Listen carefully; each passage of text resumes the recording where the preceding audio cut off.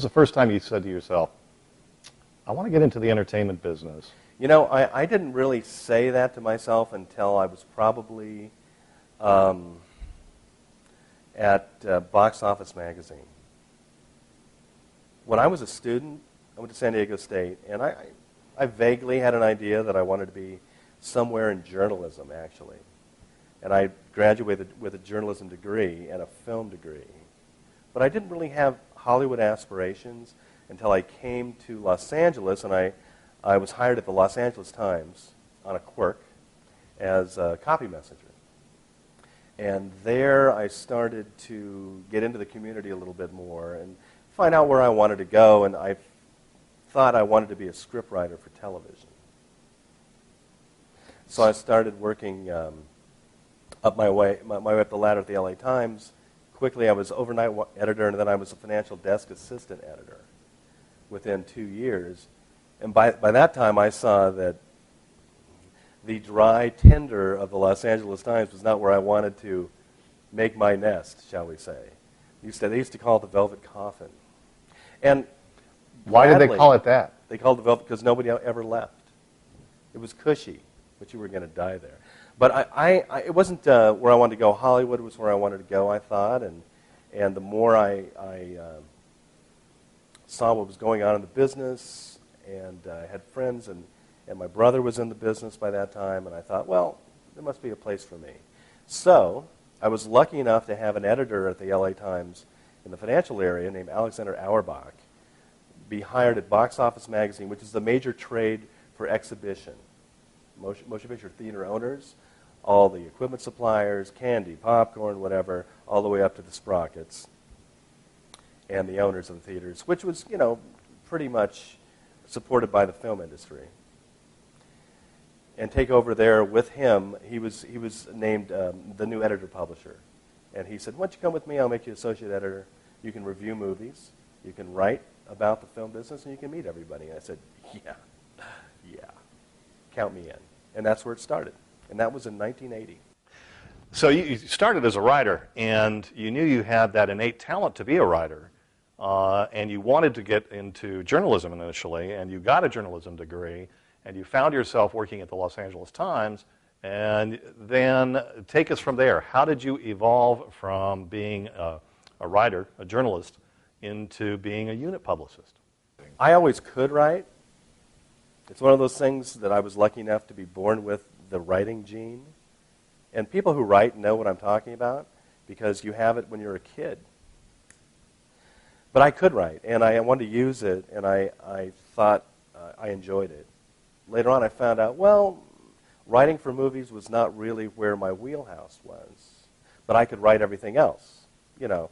But it takes it's a specialty to be a screenwriter. We can talk about that later. As a matter of fact, that's where I wanted to go right now, because it's an evolutionary process. You do have a writing talent, and you did write creatively for television and for the big screen. Right. And you evolved into what you do today. Tell me about how or what went in your mind and in your soul during that evolution. Well, let me let the students in on something. And that is, you never know where your career is going to go. I'm telling you. I know very few people. I call it the fireman analogy. You know, some child who says, I want to be a fireman when they're 3, and they actually become a fireman. That rarely happens, and it really rarely happens in Hollywood. Let me give you the short form of where I came from. Okay, I graduated San Diego State, lucked into the Los Angeles Times job, took that to Box Office. From Box Office, after 3 years, I went to and at Box Office, through writing my film reviews, I met every PR person at every studio. I would be in on the smallest gathering. It would be me and Roger Ebert watching a movie, you know, at Columbia in Studio 12, watching E.T. together. You know, I'd watch all these films, and they would, and I saw how the publicity machine worked at the studio at that time. And I thought, gee, you know, I'm never going to be a publicist, but it's good to know them. Little did I know.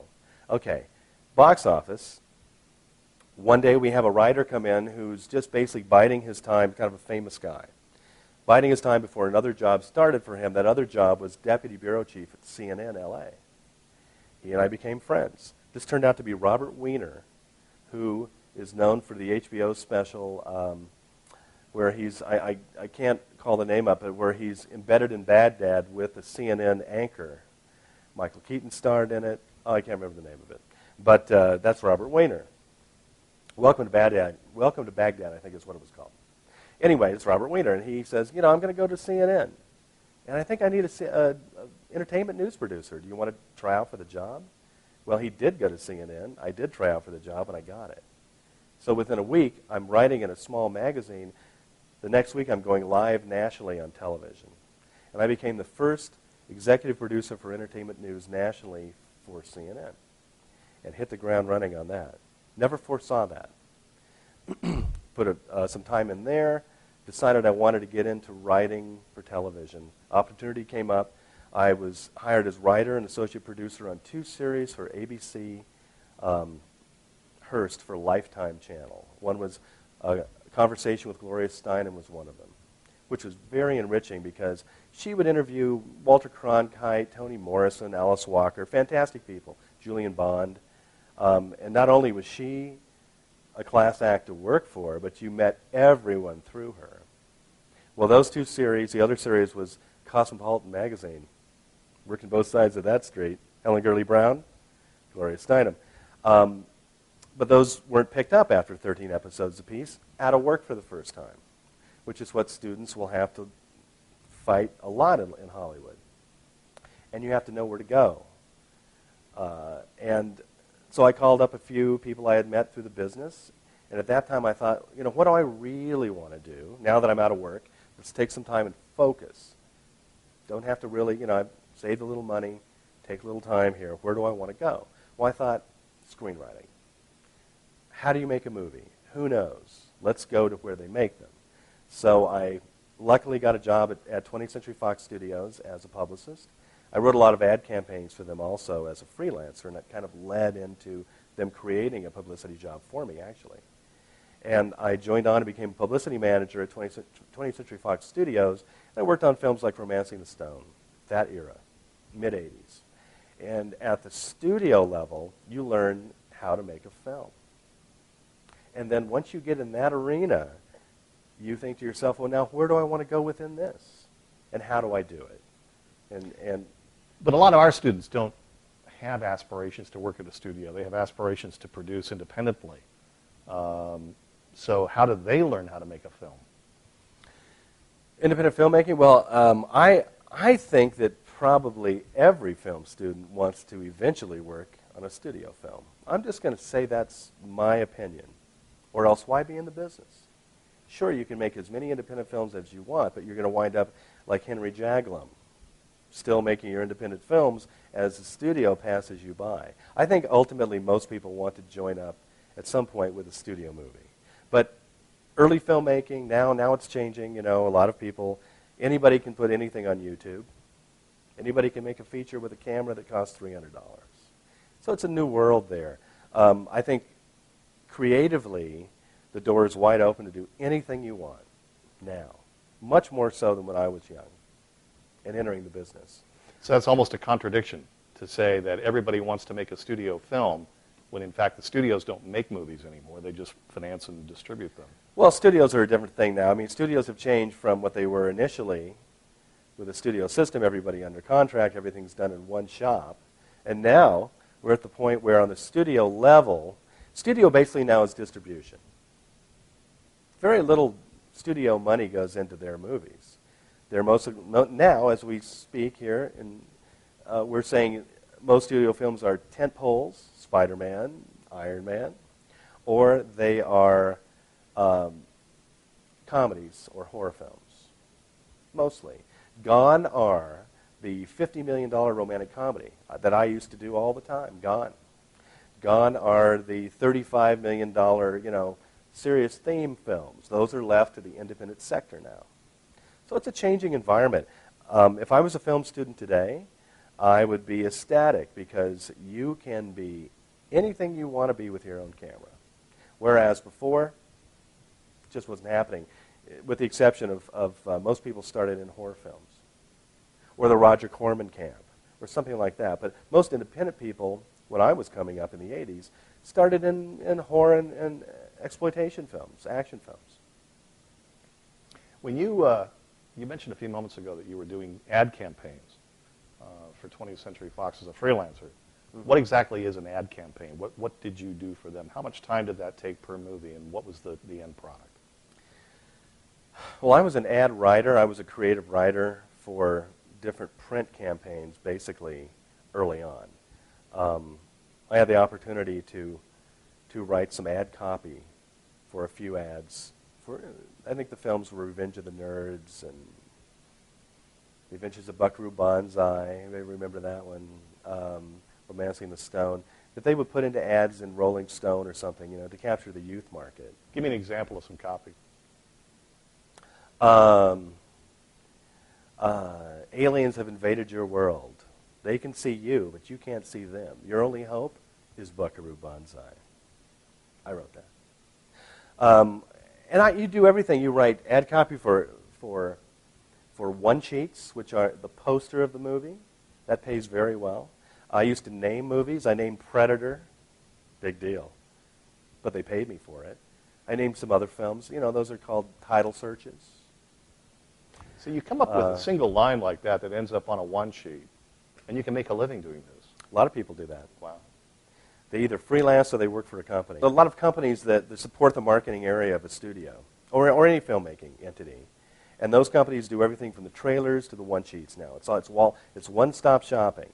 They do, the print campaigns. They do the trailer campaigns for television and the movie house, the main trailer for the film. You have your TV spots that you make in different lengths when you're marketing the movie, ramping it up to release. How early does the marketing process on a motion picture begin? Before you start shooting. Sometimes you want to create a teaser trailer, especially in something like the Iron Man series or Indiana Jones series. You'll have a little teaser. It's like a 30-second, maybe it only has one image, to tease people in the theater. Oh, this is coming in a year. But it's a snowball effect is what I call it. It's a snowball rolling downhill. It's getting larger and larger and larger as it's picking up, more mass. And then on release, boom, that thing breaks. And it's everywhere. And that's what you're keying on with each film. So Dave, you've been in the business for most of your adult life. That means that you've worked with at least 2, possibly 3 generations of Hollywood royalty. Start with a hierarchy. Give us an idea of the rarefied air that you've worked with. Well, when I was a journalist, I got to interview a lot of fantastic older stars that were passing through. They were just about over. James Stewart was one. Bob Hope was one. Clint Eastwood. Jack Lemmon. Worked with Jack Lemmon. Worked with Shirley MacLaine. Worked with Christopher Plummer. Fantastic people who had come up in the studio system, and their attitude towards marketing was fantastic. Their attitude is, where do you want me? Today's stars, it's like, I don't want to do that. Do I have to do that? I call it the Sean Penn syndrome. I'm an actor. I don't do anything else. Well, you got to market your movie, buddy. Because everybody in the old days, that's all they did. They did everything the studio asked them to do. But in terms of people, I've run into everyone. I've worked for Steven Spielberg twice. Probably the pinnacle of my career as a publicist was doing 2 films, Hook and AI, Artificial Intelligence, with Steven, who's fantastic just to watch. There are very few people like him. Actors, I've worked with everyone from Robin Williams and Dustin Hoffman to Julia Roberts and Johnny Depp. Always professional, kind, and usually very gracious people. You meet them all. They're pieces of your work. And the best ones hold no ego during the process of making a movie. Otherwise, they run the risk of alienating themselves from the cast and crew, and therefore you're not going to have a good movie usually. Usually that indicates trouble. But most of them, very creative, very sensitive people.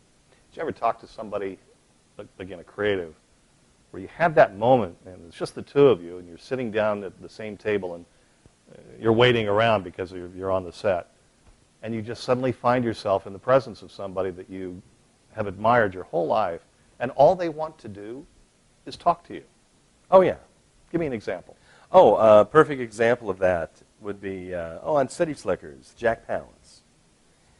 You hold this idea of somebody for so many years, and then suddenly you're in the moment just talking with them normally, and it surprises you that you have a relationship with them. And by the time the movie's over, you're a backslapping buddy, and it freaks you out. You're never going to be their pal, but you're their pal for that time.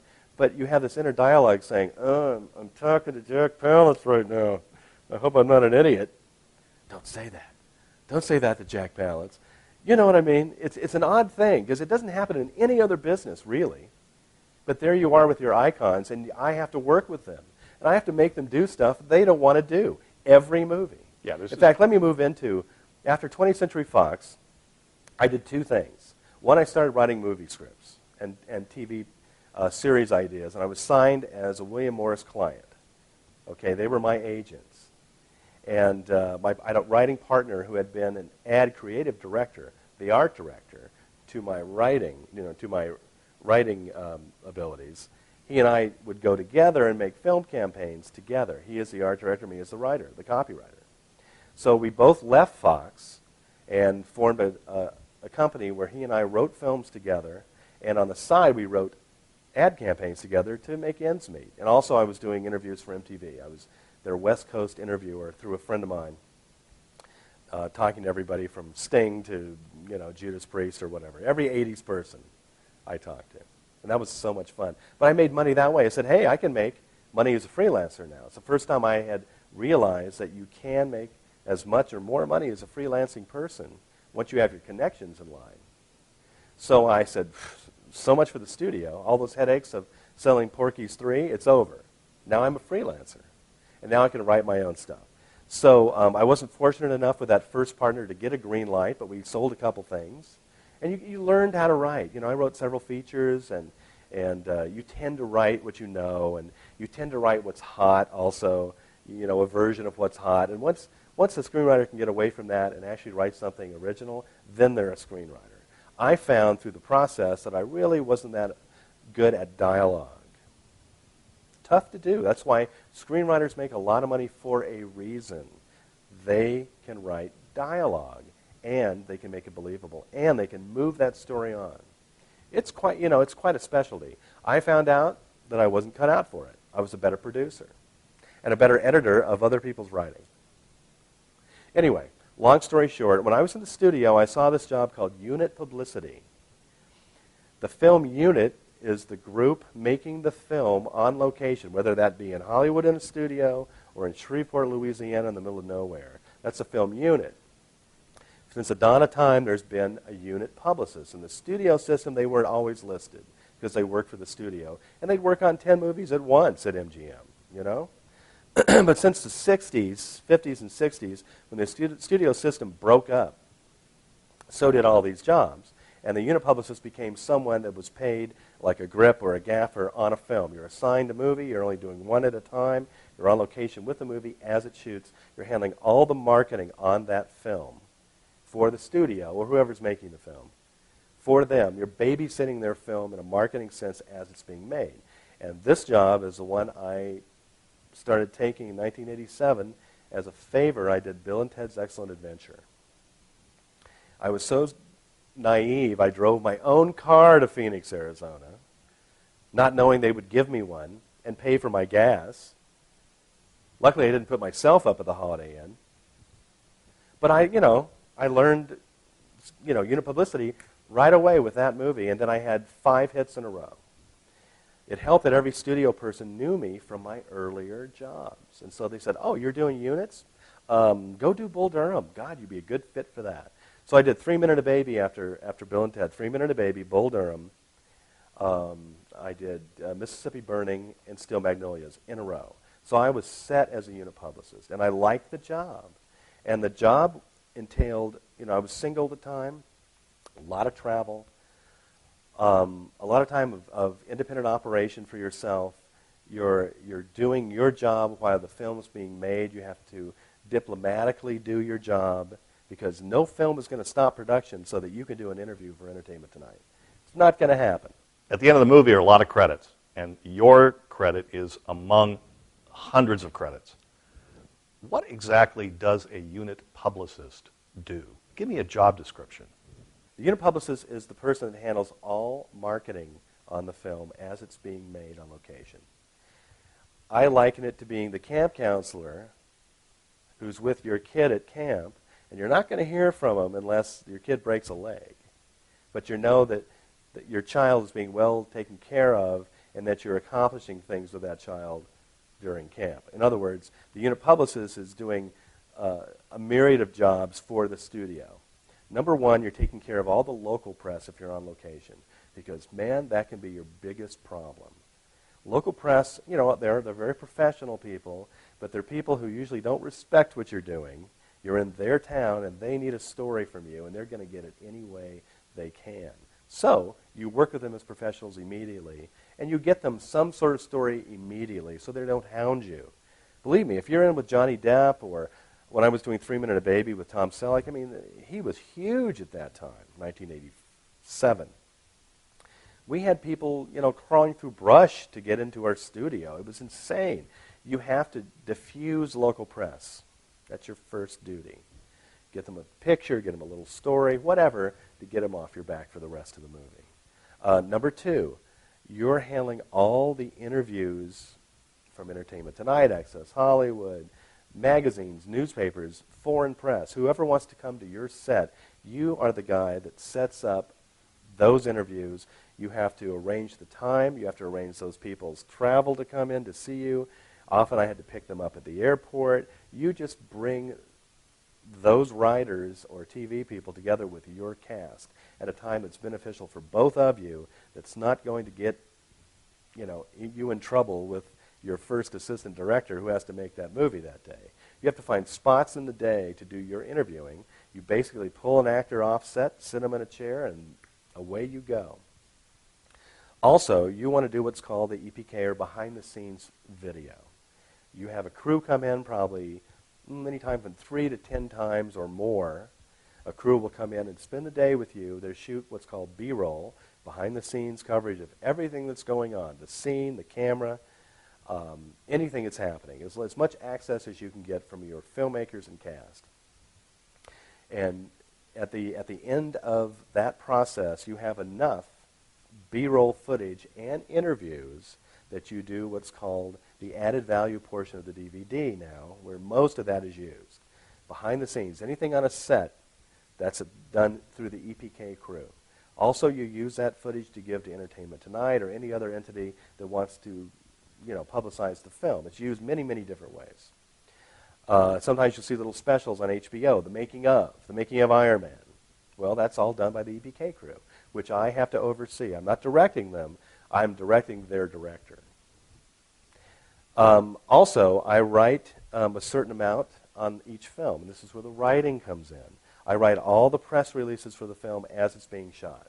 I do, on some films, preliminary press information, which is sort of a baby version of the production notes I'll write at the end of the movie.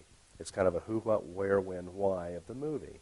What is the movie about? Short synopsis, who's in it, who's making it, and short bios of each person, where you're shooting it also. Just so the press has an idea, anybody who's going to visit you has an idea of what that movie is all about at a glance. At the end of the movie, I'll do what I call a senior thesis on the movie. I'll write about 40 to 70 pages of original writing, which is an expanded version of those early notes, and we call those production notes. You're setting up in the first 2 or 3 pages how the studio wants the movie to be sold. You know, what is this about? What's the hook of the movie as the studio sees it?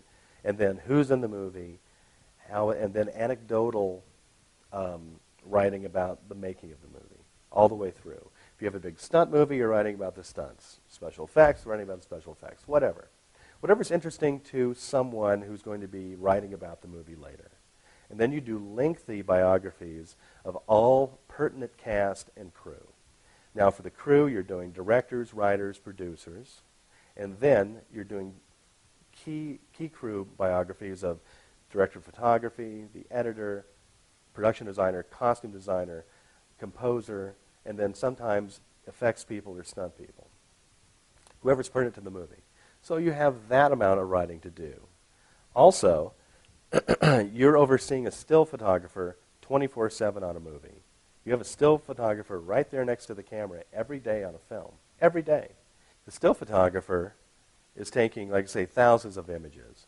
And just like it is, today in the digital world, we used to shoot all of those images on transparencies, slides, and roll film. Well, that's not happening now. They're going digital. So now it's a different world. My captioning, I used to use, contact sheets. And the contact sheets would come in, black and white in color, and I would use those as my reference for writing captions or identifying everybody in the photos so that the studio knows, what's the scene, who's in it. That's all they want to know.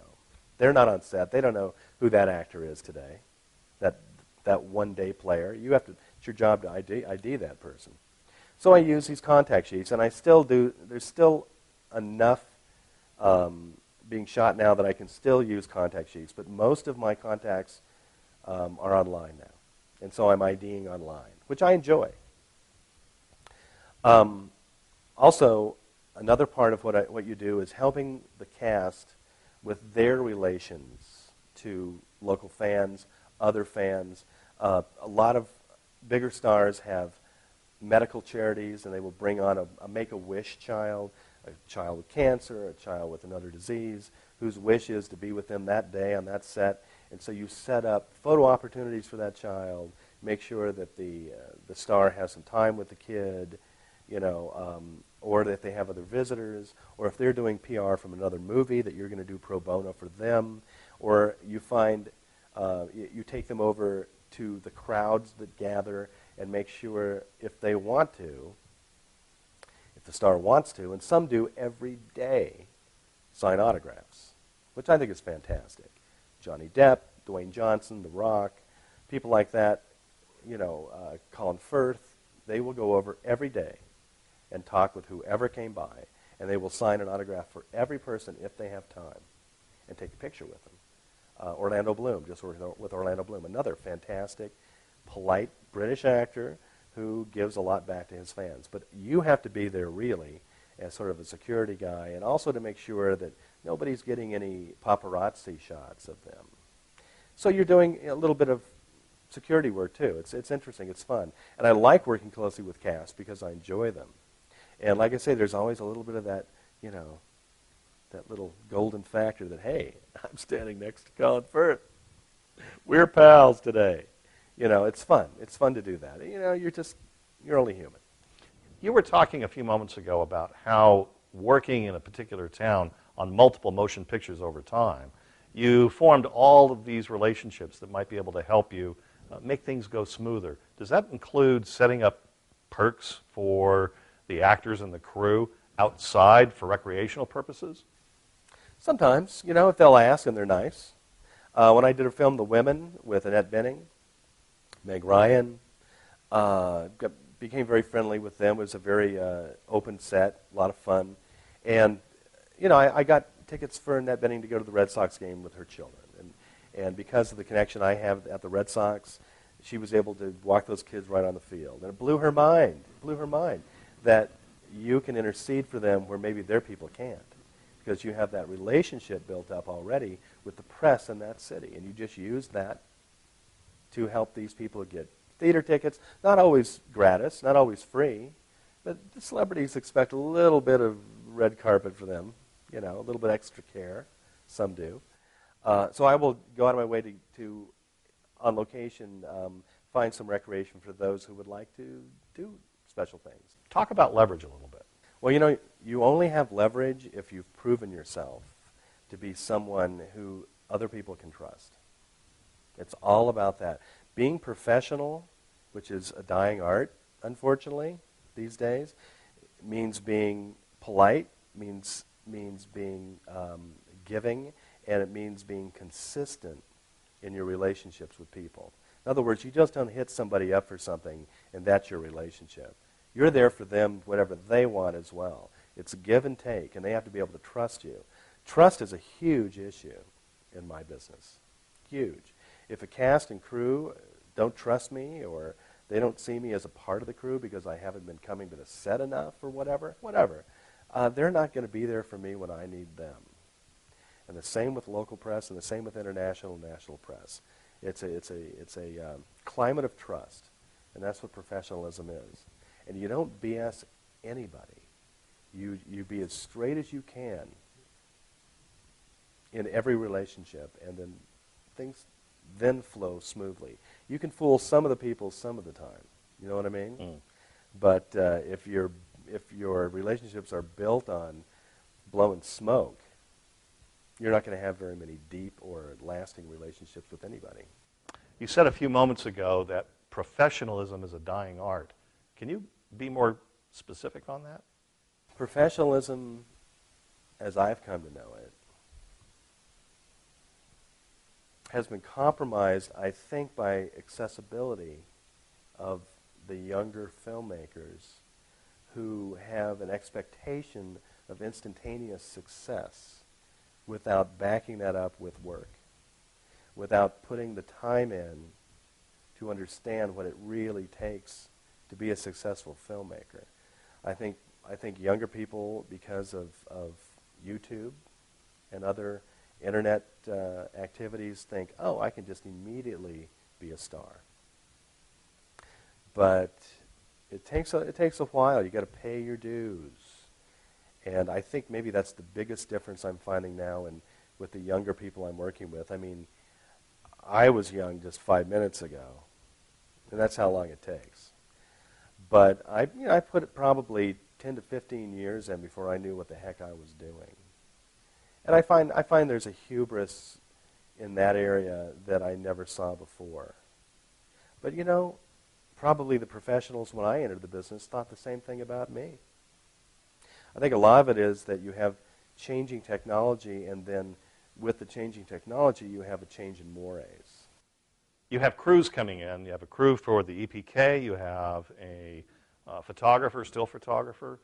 This might lead the students to think that you're actually producing some of the bonus value-add material that's on the DVD. I'm not sure you actually do that. Is that correct? I'm the facilitator. I have done interviews when I had to, and I've produced countless days of EPK coverage because a producer was not sent by the EPK company. But yeah, essentially, I'm the facilitator. I'm making sure they're not going to get in trouble on my set. They're my responsibility, and I have to integrate them into the crew that day. Make sure they don't get in anybody's way or the actor's eye line as they're acting, because actors have different sensitivities. Some of them don't care. You can have 5 cameras on them. But other actors are really thrown off by another camera shooting them acting when they're trying to create for that camera. And your camera's over here shooting them in their vulnerable state. And many of them can't function that way, and we have to pick and choose when we can do a little coverage of them, which I totally understand. Some of them have trouble with the still photographer being there. It's all different sensibilities. But to answer your question about EPK, yeah, I'm the facilitator, not the producer or the director. They're being paid to do that separately. Right. I'm just making sure it happens. So who actually hires the unit publicist, Dave? Who is your boss? Usually I'm working, you're a double agent as a unit publicist. You're ultimately acting for the studio PR vice president. It's basically who you're reporting to, or their director or manager. Whoever is your direct conduit. Usually it's the VP. And I'll be first name basis with them during the movie, and a lot of emailing, a lot of phone calls. And these days, ultimately, even though I'm not there yet, I'm probably going to have to be on BlackBerry as well, so they can have me 24/7, which I don't relish. But ultimately, you're doing that. You're also, when I say being a double agent, you also have to make the producers of the movie think that you're on their side, which I am. You ultimately it's like the Stockholm Syndrome. You are working for the studio, they hired you, But the more time you spend with the producers, you're kind of on their end of it. So you play both sides. You get things done for both people. Producers want you to give their version of what's going on, and the studio wants to get all of their agenda taken care of by you. So you have to do both. In the course, we talk about above the line, below the line, the production budget, the distribution budget. It sounds like your salary is coming out of the production budget. Is that true, or are you in the distribution budget? Usually I'm covered in the production budget and augmented sometimes by the studio. However, some studios now have decided it's better for them on any film that they have financing in or distribution of to pay me directly. So they have complete control of my salary. I prefer to be paid by the studio, by the production, because I get my check on location every week. And with the studio, sometimes you have to wait for them to pay you, and it gets complicated. But normally you're paid by the production, and that money, if not wholly paid by the production, if it's, say, my rate is higher than what they want to pay, the studio will kick in the rest of that and give me my rate. Because as I've done about 65 movies now, I'm at the top of the pay scale, and I like to ask for my rate. My rate is not union scale, which is here for beginners. I've earned the right to ask per production for much more money. Now, when I'm asked for, when I'm requested by a movie star or a director or producer, which is now how I get my job. Used to be the studio would just say, hey, you want one of these 3 movies? Which one do you want? Now it's, well, you work a lot with Dwayne Johnson. He's asked for you to do this movie. Are you available? Or this director would like to have you. Or I have to piece together my connections to an upcoming movie, call them up on my own and say, I'm a good candidate for this one. Look at this, this, and this. Work with him, work with her. Did his last movie. What do you think? And the studio will go, oh, sure. Okay. We'll ask the producer, and then you're hired. Leverage. Leverage. Wherever you can find it. So the unit publicist position is a union position. What union are you in, and who negotiates on your behalf? As a unit publicist, I'm a member of IATSE, International Alliance of Theatrical Stage Employees. I'm in IATSE number 6, local 600. Now, I used to be in local 818. We had our standalone local. But to gain strength, we decided to meld in with local 600, which are camera operators, DPs, camera operators, film loaders, clapper loaders, still photographers. It's a big union, and it gave us more strength. It's kind of an uneasy alliance, but we are together with them now. So yes, I'm always a member of a union. On any film that IATSE or SAG or the DGA is involved with, that's a union movie. There's no way around it. And really, any commercial film is going to be a union film ultimately.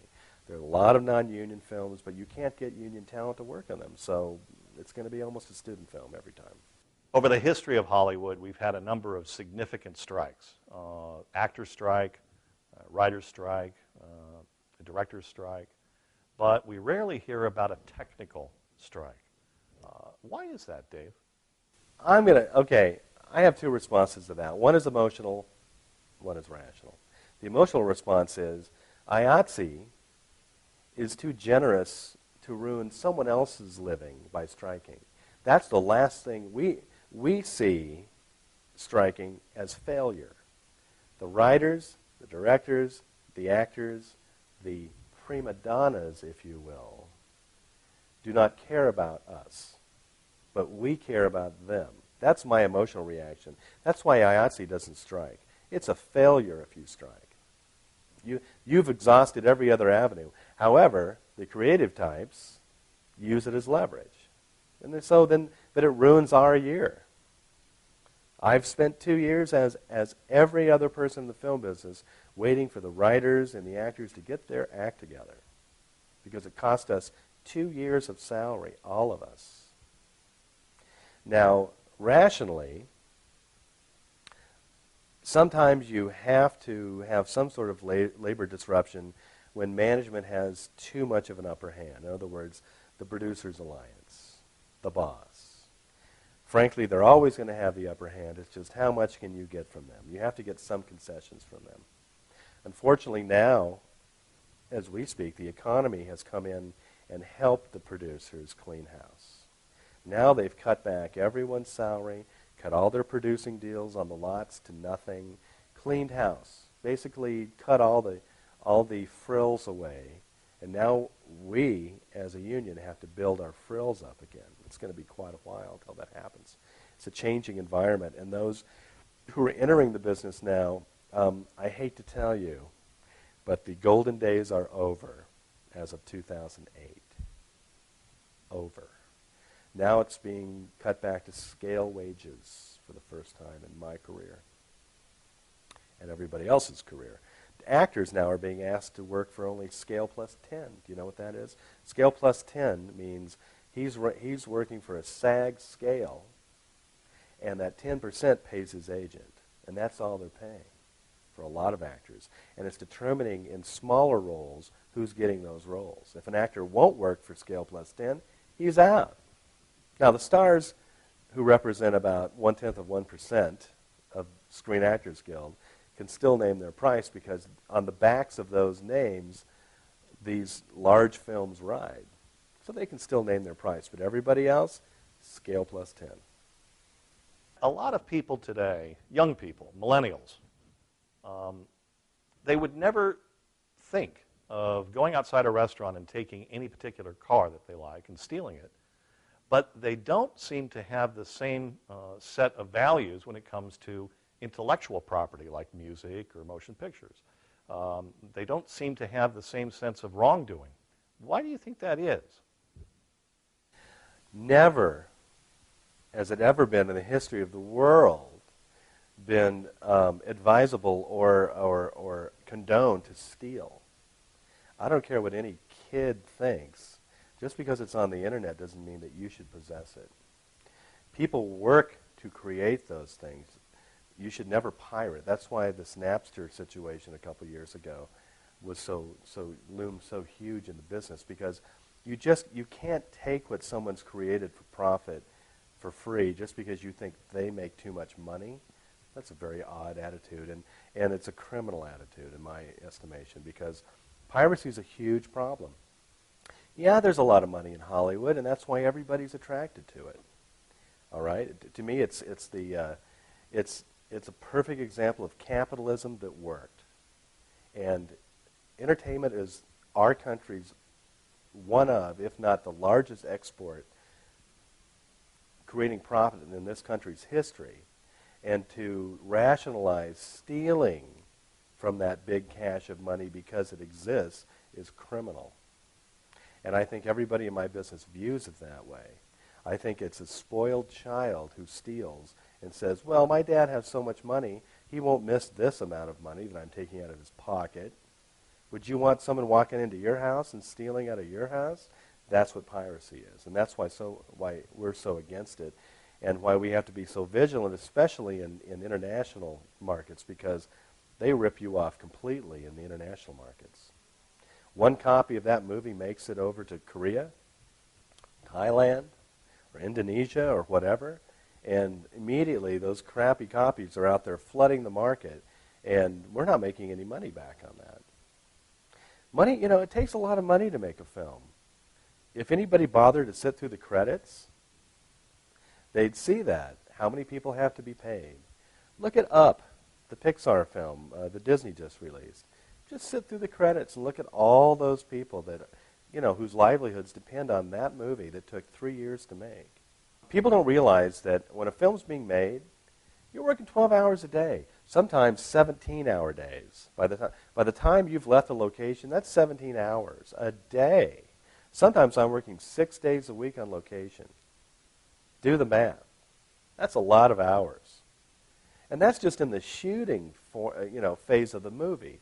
There's pre-production, there's shooting, and there's post-production, and then there's marketing of the movie after the post-production. When the film is completed, you're rolling that movie out. So, a lot of people feed from that trough. And those people who are feeding from that trough earned their way and their right to do so because they've worked their butts off. And I think if there's anything that younger film aspirants need to understand is pay your dues. You won't respect yourself in the morning if you don't, and no one else will either. Be patient, pay your dues, and have your interests bring you into the part of the film business that you enjoy. Then you can make a nice living because, let's face it, there are very few, people in this business who aren't in it to make a little money. There's a few of you pure artistes out there, but most people are attracted in part to the money and the glamour of the business. I am. What would you describe, Dave, as one of your biggest challenges? What's the big challenge in your job? What's the biggest challenges in the business have changed per job. I think the biggest challenge for me, personally, is I want to be as professional as possible in all phases. And I'm bothered when I compromise myself. That's maybe the worst thing that I can ever do to myself internally, because I have pride in what I do, is maybe I've compromised myself in a way where I shouldn't have. Said something I shouldn't have, gave in on something I shouldn't have, took the easy route around a problem where I shouldn't have, and I compromised what I did. Those are the biggest challenges for me. Another challenge for me in this climate now, where's my next job coming from? That's everybody's biggest challenge anyway in the film business, because it's a freelance business. Where's my next job coming from? How am I going to get it? And the way you get that next job is you treat everybody right on your last job. There's an old saying, you meet everybody on the way up that you meet coming down, and you better treat those people nicely, from assistants and PAs and gophers, whatever you want to name it. You treat everybody the same, and you'll be fine. It's the people who trot on the assistants, and those assistants in 5 years are going to be calling the shots on your movie. You better have treated them well. This may sound like kind of a strange question, but what was your most positive, unexpected outcome? I have a perfect example that's recent. Perfect example. It happens all the time. I try to keep a positive attitude, or else you'll freak out sometimes, because you're working with famous people, man. You freak out. Famous rich people. Every day. I have to go in and make them... I say it's like making a poodle jump through a hoop of fire every day. That poodle doesn't want to go through that hoop of fire. You got to make him do it. So I was perfect example. I just finished a film. It was the last screenplay written by Horton Foote, who's a famous Texas-based playwright and Pulitzer Prize-winning playwright. Just died. It was his last film script. It's called Main Street. Huge cast: Orlando Bloom, Colin Firth, Patricia Clarkson, Ellen Burstyn, Amber Tamblyn, Andrew McCarthy. Fantastic people, up and down, crew, and made it for $7 million in Durham, North Carolina. Anyway, the challenge was that before the movie started, there was a coup. And it's a coup that can only really happen usually in independent movies. There was $7 million in financing, and there was a well-heeled, well-known producer who was the main producer, and he had several minority producers in a minority financial position in the film. Well, the main producer had promised to come through with several $1 million upon the green lighting of the movie. Well, he drug his feet, and he drug his feet, and he drug his feet, and he used the minority money to prop the movie up for production. So by the time we were going to roll on the movie, this guy didn't have his money, because this economic climate, banks are pulling their money back. Didn't have the money. We didn't have a movie. The minority producers, who were young people, was a 38-year-old and 4 under the age of 25. Most of them were very, well-heeled scions of rich families who had money to put into the movie.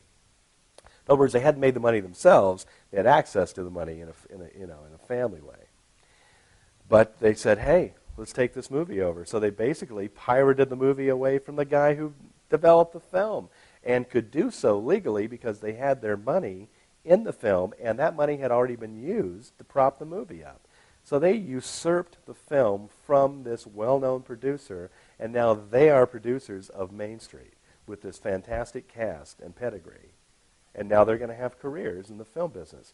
But they had to usurp the property upon the green light of the movie. But money talks, and other producers walk.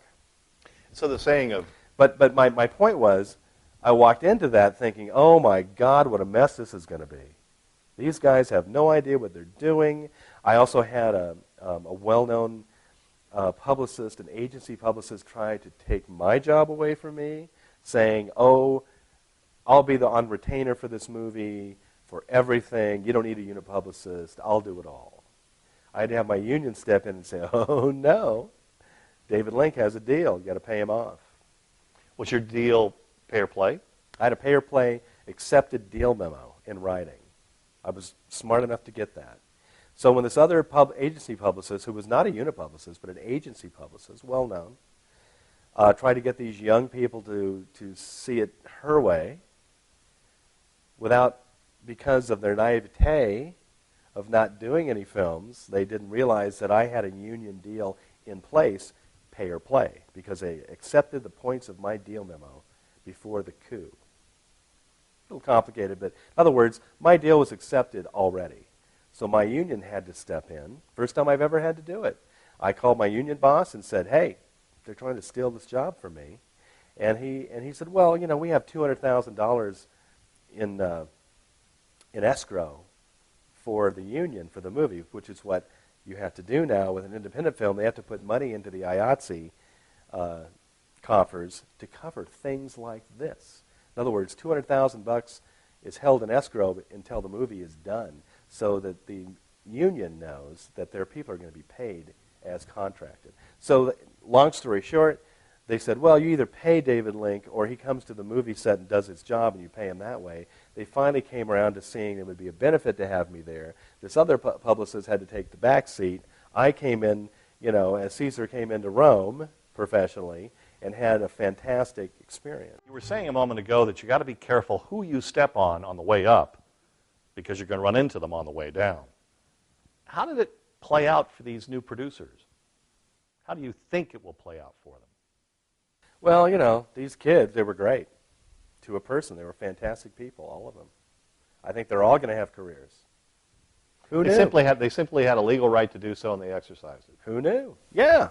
And they were correct. And they made the movie happen. Bravo. And I think each one of them will learn from that experience. And to their credit, they stayed way back in the mix. And that's the way you do it. You seize the opportunity, but you learn from the opportunity. So on their next film, they have seen all these other things happen, and they have, you know, a little cachet now, and they have a track record. They can go to the next film, but they'll also see how to do that film correctly. And experience is born. And that's how you do it. And what about your relationship with the agency publicist? Oh, you know, it's professional. We kept it professional. I had to put up boundaries. It was kind of fun. But it was you always end things well. You never want to leave. You know, like in a marriage, you never want to go to sleep mad. You don't want to end a project with animosity. And there wasn't any animosity. There was just a little elbowing, like, I don't think you're doing this. And it worked out fine. And, you know, I could work with that person again, no problem. She'd work with me again. You kiss at the end. Talk a little bit about the relationships on set. What is it like being on a set? That's a really good question, because that's exactly what it's like. Making a movie, it's exhilarating. Okay, I wouldn't still be doing this after 22 years as a unit publicist if I didn't dig the fact that I'm entrenched with a film unit and having fun and creating something on the spot every day that's going to be in a film that'll be shown for generations. It's exhilarating.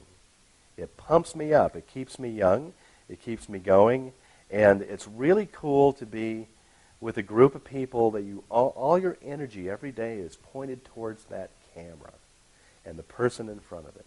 Everybody's doing their job. I liken it to going to war. You have to trust your buddies that they're doing their job and that they have your back and that you have their back. And a lot of camaraderie comes out of that. Now, it's just like in school, you know, some people are going to be your better friends. Some people are going to be you'll be friendly with, but you want to be pleasant with everybody so that when you need them, they're there for you. And conversely, you're there for them when they need you. Having somebody else's back, trust. And also there's that familial aspect on a film. It ebbs and flows depending on the movie. Sometimes crews and casts, you'll party all the time with them away from the set. You know, you'll be in the same hotels. There'll be activities that people will come up with. On Bull Durham, for example, Kevin Costner, Susan Sarandon, Tim Robbins, they always had parties at their houses for us. It was great. We'd go to their house, and they'd have a barbecue, and we'd all sit around and laugh and watch TV together, and we'd play piano and sing together. It was, you know, unusually fantastic location experience. And then on other films, you'll rarely see anybody. It all depends on the gestalt of the movie, who's getting along, and you know, the snake slithers from the head, as we say. If you have a good director and producer and star who are pleasant and want to engage the crew and the cast, you'll have a better time. And usually, it's so much more fun when those people are lighthearted, open, giving people who say, yeah, we're a team, let's go, let's have fun. So Dave, what was the toughest movie you ever worked on? The toughest film, okay, without naming names, I did a film with a major comedy star who for whatever reasons was in a very dark place. And he made going to work a chore for everybody on that movie just because he had issues with his character. So I had to tiptoe on eggshells around this person who's an 800-pound gorilla. And in a karmic sense, we all got the last laugh because the movie was horrible. And his performance was horribly reviewed. In fact, on Rotten Tomatoes, it's one of the top 10 worst reviewed films ever. So karma takes its due. But that was the hardest thing for me every day to go to work and deal with this because I couldn't get my job done. And I had worked with this person twice before in a very amiable setting. No problem. But because he was where he was in his life, and he was where he was with this character, and we had no director or studio to turn him around because they were basically afraid of him, we all suffered. And that's a horrible professional situation, but it happens. What was the best movie experience you've had? I would say the best I'm proudest of and probably had the most fun on in a guerrilla sense, guerrilla filmmaking sense, probably Mississippi Burning, which was directed by Alan Parker. We shot in Jackson, Mississippi at a time, 1988, at a time when that area of the country was just getting used to the idea of equality. And we shot this very important racially themed film there where it happened. And we had an English director with a lot of vision, and Gene Hackman and Willem Dafoe were two fantastic actors to bring that vision. And so everybody got behind them and made, which I think should have been the best film of the year. It got beat out by Rain Man, but should have been an Oscar film. That was probably the proudest moment. And also working on Brokeback Mountain, I'm very proud of that film. Again, a film that, because of prejudices, I feel, was not voted the Oscar. Should have been. Its director was named Best Director. And American Beauty is another film I'm very, very proud of for not only its content, but for the working relationship that we all had with the director Sam Mendes, his first film, screenwriter Alan Ball, his first film, and you had this cadre of fantastic people, including the DP, Conrad Hall, his last movie, died after that film, won the Oscar for it. Just working with he and watching Kevin Spacey weave his magic and his character, won the Oscar for it. watching people like Annette Bening, Chris Cooper, Mina Savari starting her career, Wes Bentley starting his career, Thora Birch, Allison Janney. I mean, ugh. It's the stuff dreams are made of. What was the most fun set you've worked on? Consistently every day, a lot of fun. Hands down, City Slickers. City Slickers. Most laughed every day because of Billy Crystal. Also, Jumanji with Robin Williams was a delight because he's a delight. Yeah, like I say, the snake swims from the head. You have Robin Williams on your set, you're going to have fun because he wants to have fun. Billy Crystal wants to have fun. Let's have some fun. And sometimes it's an unexpected thing where maybe you're doing sort of a tough drama, but you're all still having fun at the same time. Laughing, I mean, sometimes you have to stop laughing to get the movie going just because you're a close-knit group and sometimes it breaks the tension. In a really gripping, dramatic film, sometimes you need to break the tension a lot, and it pays to have a group that can do that. Dave, how do you think the internet has changed what you do? The internet has changed profoundly what I do. When I did AI, artificial intelligence, in 2000, that's when I first noticed the impact of the internet. Because my job basically was keeping us off it. And we did a couple things where we put a camera up at craft service and we streamed it. And Spielberg was really into this. And Kathleen Kennedy, the producer, came up with the idea, I think, where we said, well, you know, we're not going to let anybody on set to see anything, but let's put a camera up at craft service and everybody will come by in costume and whatever and get their apples and oranges and wave to the camera, and Stephen would come over every other day and talk to the camera and tell them what we were doing, and man, we had a huge audience for that because it streamed 24/7. It would cut off when we left work, of course, but it was on every day, and people got addicted to it, and I thought, geez, what a tool the internet is. What a tool now. And so now we sell, a lot of my focus now are internet writers. That I'll have an internet day now, where I never used to. I'll bring in, you know, Ain't It Cool and Coming Attractions and Joe Blow and Latino Review and all these people who come in and have huge audiences, you know, Rotten Tomatoes, and they will, especially in a youth-themed film, really help your movie. And any fanboy sites that I can get on, you know, anybody, I love them too, and I love working with them because there are people who love films. And they have a youthful enthusiasm for it. And they're very interested. And you meet a lot of people who have done their homework, frankly. You know, they know that movies were made before 1975. The internet has forever changed the way movies are advertised. But advertising executives at the studios are still so conservative that they will continue to spend the $30, $40, $50 million ad campaigns when, in fact, if they were more clever around how they use the internet, they could probably save the studio a lot of money. Well, I think that's being done more and more now.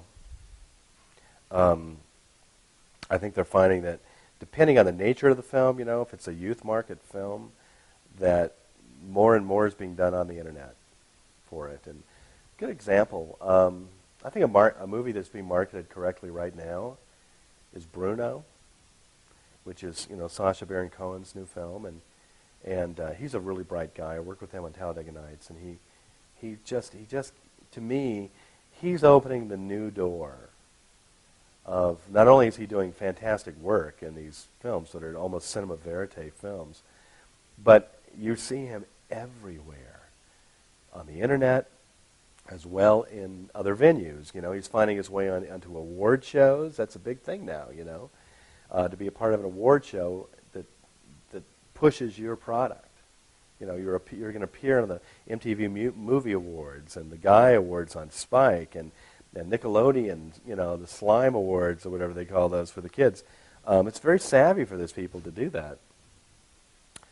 So there are many different ways, and the internet is opening a lot of these venues up for people at a lesser cost. Yeah, it's easier to promote. But at the same token, there are many, many other avenues to promote in now that you have to cover just to get your movie out and open. And frankly, a lot of good movies don't open. Don't know why. You can only try. But they don't. They don't find their audience. And sometimes it's because they're not good, but other times it's just they just didn't hit it in the gestalt, the overall gestalt of the culture of the time. It just, timing was wrong. The movie that comes to mind is Cloverfield. That was one of the most highly anticipated movies because of a great internet campaign. And chances are, they didn't really need to put up the 50 billboards per city. Well, let's just go back to Blair Witch Project. That's where it started. Clerks kind of started there. But, the Blair Witch phenomenon is what got a lot of marketing people thinking, hey, I better look at this internet thing. Whoa. I didn't have to do anything, and this thing just made $90 million, and it's terrible. And it just made it's a sensation. Perfect example right now, there's a movie called The Hangover, which frankly isn't that good a film, but it was really marketed well on the internet. And also in concert with the internet, you have your TV spots, and you now release different trailers and spots on the internet first. You're almost testing on the internet for your regular TV campaign now. And it's a big deal, on Ain't It Cool or Rotten Tomatoes, new Star Trek trailer coming up next week. We got it, first look. Anticipation, creating the anticipation of the film. Back in the day when you and I were growing up, movies used to have 2, 3, 4 weeks at a theater, and sometimes those movies found their audience in the second or third week. That's not the same today. And it seems to me that audiences are able to weigh in on whether it's a good movie or a bad movie very quickly using mobile devices and the internet. Sure. I think Hollywood's starting to notice that. I mean, there's a little lag time there. I think it has fantastic impact on popular films. It has to. And advertising execs and marketing people struggle to create that positive image of their film online. The very first thing they do is, how is this going to play online? Is this going to be perceived as hip or uncool? And man, that's a tough little line to walk when you're doing, say, the Star Trek movie. You got to walk a line. You have to make everybody happy for that film to make it. The Terminator Salvation film, you got to make everybody happy. I'm frankly surprised that Terminator Salvation didn't do better, because I think it's a fantastic movie, really. It's fantastically done. But some people take issue on the internet about where they went with the story. Or it's too dark here, or this or that. And that perception starts early, and it starts on the internet now. And people, that's where it's at. There's an old saying that even bad publicity is still good publicity. But that may not be true today, because young people with mobile devices and environments like Twitter and Facebook, they can diss actors and movies very quickly. Well, I think socially, kids are dealing with something that you and I never had to deal with, and that is a picture of them in a compromising position can be sent everywhere in a second and ruin them socially immediately. And there's a lot of that sexting and other, mean-spirited posting going on now, where kids can ruin, their rival in high school around the world in a second. And the same thing can happen with movies. That reputation of that film can be ruined in a second. And you have to fight very hard for that never to happen. But, there are some competitive forces in Hollywood who undermine the other person's product on purpose, and they have quite a huge access now to do that through the internet and never get caught.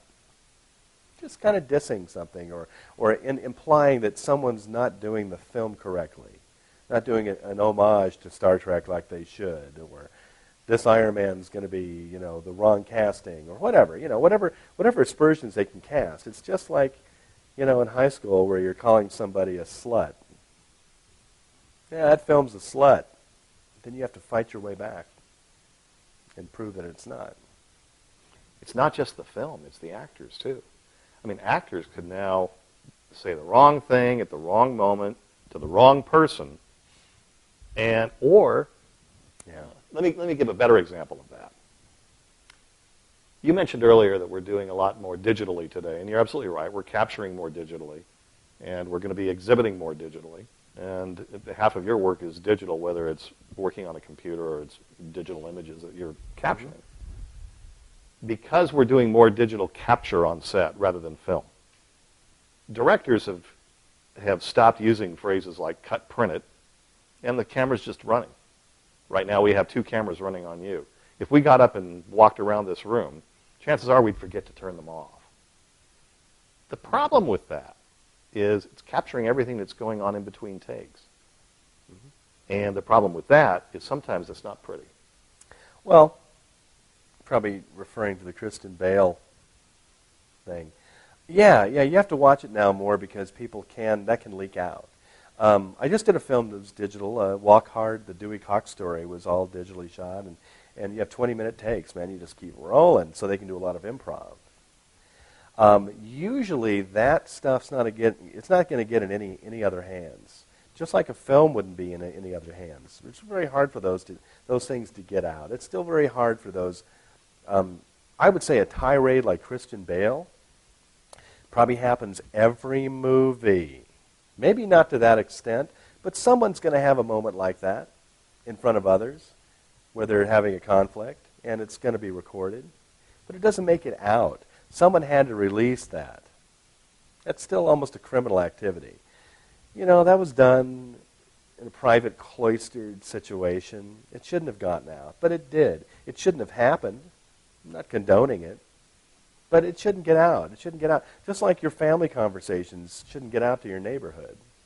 But if, your kid plants a microphone there, decides to show it to everybody, it's out. So there's a lot more to think about and a lot more for me to manage as a publicist now, where you really want to keep the clamps down. But, I bring press on the set every day, and I have no idea what's going to happen. Just hope nobody acts out, man. Comes down to the human level, really. No matter how much technology, it's still going to wind up on a human level.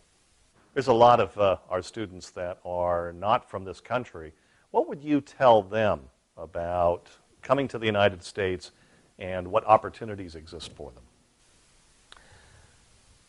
I would tell anybody from any other country the door is wide open. Come on in. The United States is still the center of opportunity for you. Come on in. You have talent? Let's find out. Let's do it. It's a wide open area to work in, and one where you can do a lot of good for other people. And I'm a huge supporter of the arts, and we just finished 8 years of what I consider a repressive regime in the United States, where business was trumped everything else, and the arts suffered, and they're still suffering. And the arts are the human spirit, and you can't crush it forever. And when you have a repression, it gives rise to more art, because it will live and reflect what just happened to it.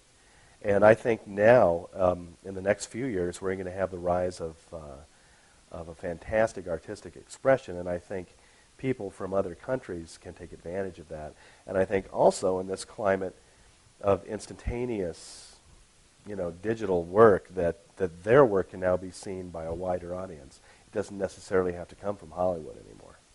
As a matter of fact, Dave, in the very first session of our course, we talk about the fact that they don't need to be in Hollywood. They don't necessarily need access to this machine to be successful. What would you say to that? It's getting a little further away from the center of all activity, but Hollywood, you still have to come to Los Angeles if you're serious about filmmaking. You really do. Just like you need to go to New York City if you're a theater person, because that's the epicenter. You do have to come here still, because all the opportunity is here, and all of the people to learn from are here. There's more of them in this area in Los Angeles than you'll find anywhere else.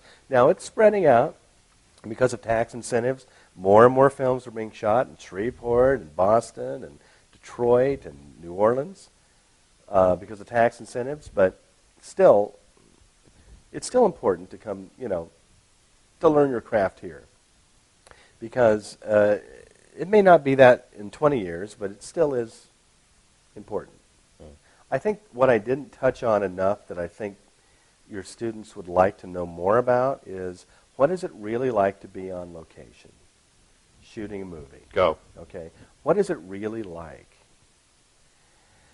on a human level? And what it is, basically, you're in a town away from your home, in a hotel or an apartment, and you're away from your loved ones, and you're there to do a job, and you have to integrate yourself, you have to adapt yourself to that new environment every 3 or 4 months. If you're lucky, you're working every 3 or 4 months, and you're doing movies that last 2, 3, 4 months. It's a long time. 12 weeks is a long time. I'm about to go to San Juan, Puerto Rico for 12 weeks. Now, it's not going to suck, but I'm going to be away from my house and my animals, and luckily my wife gets to go with me, but, I'm away from my friends and the Los Angeles Dodgers and the Los Angeles Lakers and parts of my life. And I have to learn to put those aside. And what it's like, I'm telling you, this is what it's really like. It's a parallel universe. You step into the parallel universe, everybody else you know is going on about their business at home. You've stepped into another dimension, the movie-making dimension, where you're making this little dream happen for 3 months. You're going out to eat, you're going to concerts, you're having fun in another city, but back home, everything's still going on. And you come back in, it's like you were taken by aliens for 3 months. You have to reintegrate yourself every time into your life. And if that lifestyle doesn't appeal to you, then maybe you shouldn't be making films. Maybe another part of the industry is more appealing to you. Financing, editing, post-production. You don't travel for those things. Stay in Hollywood or wherever else. But if you want to be the hands-on person, it's going to be a little bit of a carnival lifestyle, and you're going to have to learn to be alone, and you have to learn to fend for yourself, and you have to learn to adapt to other cities and other people in those cities. And they're not always going to be American cities. I've worked in Spain, England, the Bahamas. I've worked around the world. You're in their city now. You have to adapt to it. But that's a challenge, and that's the fun of movie making.